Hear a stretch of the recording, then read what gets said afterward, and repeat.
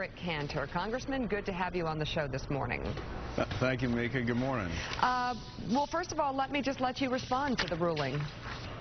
Well, listen, I think most Americans don't want the government coming in and telling them what kind of health care to have. And most Americans like the health care that they have now. They just think it's too expensive. And so the Obamacare law, now having been sanctioned by the court, essentially sets up a big choice for the American people in November. But we've always been against this bill. We don't think it's the right direction for America to go, and we're going to continue to try and fight and repeal this bill. And so the American people can realize for them once and for all the kind of health care they want. So let's address where this goes from here. Also joining the table, NBC News' Tom Brokaw, and NBC News Chief White House correspondent and political director and host of the Daily Rundown, Chuck Todd. Tom, I'll let you take it from here. Congressman, do you think that nothing else needs to be done to the American health care system if, as you say, people are happy with the health care that they now have, although they think it's expensive? And isn't it incumbent upon the Republican Party to provide the American people with a choice here, a real alternative to address what everyone knows is a broken financial system in the health care system? Well, I'm certainly not endorsing the status quo, and I don't think any of us have.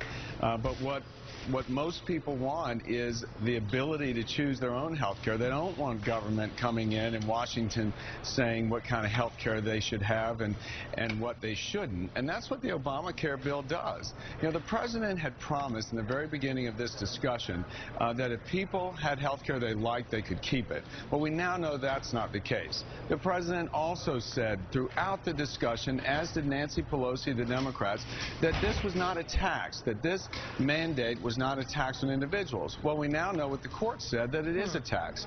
So really, it's time to stop all the promises that are now broken, and let's get back to the kind of health care that people want. We know that families want choices for themselves. They don't want Washington coming in and telling them what kind of health care to have. Congressman, everything I've read about the health care bill, and it is 2,700 pages after all, but if you have a health care plan that works for you, you can keep that health care plan. So the government is not saying you have to give up what you have and go to only the plan that we want. What they're saying is that you've got government exchanges that are organized now, so you can buy into a program, and it has prevented that if you have a pre-existing condition, you can still get health care. Here's how it works, Tom. The problem is there's no control on costs here. So what will happen, and is already beginning to happen, is health care has become too costly for many people and businesses to afford. So they'll have no other option but to then pay this tax under the law, and then people will go into government-controlled health care, the kind of health care that Washington says you should have versus the kind of health care that people opt for themselves. That's what will happen. And so that's why we're saying we've got to work to bring down costs so health care can be more affordable and accessible for more people. That's where this entire process went awry, is when the conversation switched from trying to control costs and it went totally to coverage, and now we have a system that we're not going to be able to afford, and in fact patients will not be able to determine the kind of health care they want anymore. Moms won't be able to determine the kind of pediatricians they have. I know that the people I represent down in Richmond, they may not be able to choose the kind of specialist that they want to take their parents to. That's what will happen. Chuck Todd, first of all, and I don't want to bury the lead here. I've long been a believer that in politics, a win is a win is a win. This is a huge win for the president politically. That said, if I'm an individual congressman running, and I'm a Republican, and I've got Mitt Romney at the top of the ticket, somebody that doesn't excite my base, I'm kind of excited politically this morning for a couple reasons. One, I'm going to talk about the Obama health care tax. And two, I can start talking again about what Eric is talking about, and that is the fact that this doesn't curb costs over the long run. The CBO estimates that have followed over the past 6 months show this bill is a colossal mess, and nobody still knows what's in it. Well, we don't know on the cost front. I mean, that's the fundamental line, because some of these are based on, depending on how many people get into the system, how many. Let's set that aside for a minute and take your point on the politics, which is Mitt Romney want to talk about health care? I don't think so. On House and Senate races, I think it is a different story. I think you're going to see the health care argument in House and Senate. Let me ask you this. But I think on the presidential level, you won't. Okay, so let me ask you, does Claire McCaskill want to talk about this? Right, exactly. The red state Democrats, no. Not. The red state Democrats, and we've seen it. Claire McCaskill, Heidi Heitkamp, the Democratic nominee for Senate, we've seen that they're all very being very careful here. But the question I wonder, and let me ask a question to Congressman Cantor. Two things. One is, on the tax front, very quickly, is a speeding ticket a tax by then that same definition? Because you can avoid paying this tax if you get insurance. And the second thing is, do you want to spend the first 6 months of 2013 relitigating health care?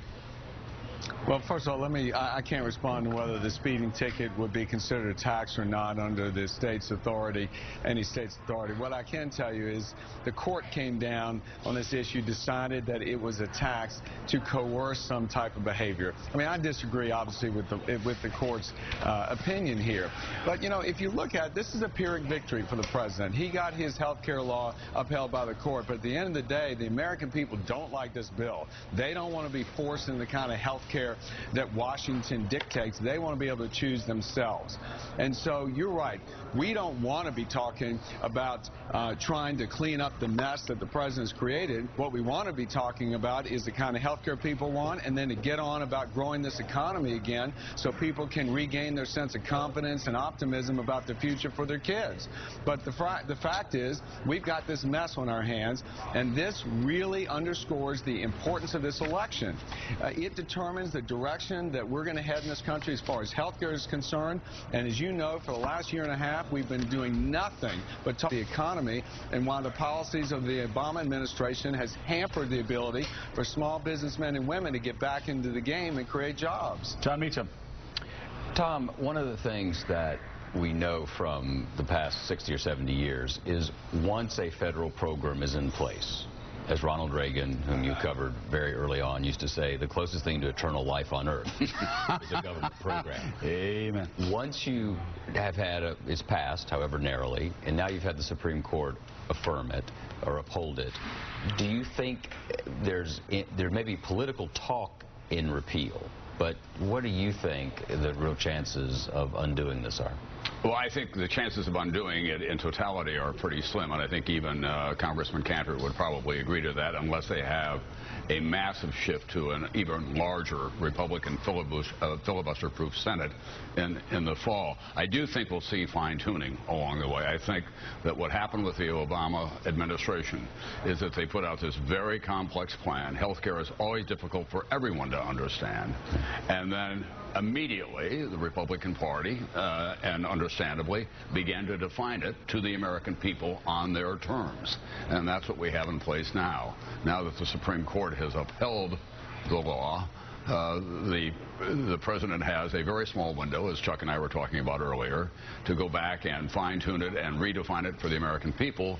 And it seems to me that the Republican Party then has to have some kind of a framework of an alternative to what they're talking about, because whatever else we think about health care, everybody knows that financially the system is broken. You can still get cured here in ways that you can't in other places and get treatment, but the cost system is a kind of a Ponzi scheme. So my question again to you, Congressman, is when will we see a Republican plan that would replace more meritorious the Obamacare plan that you're so unhappy with?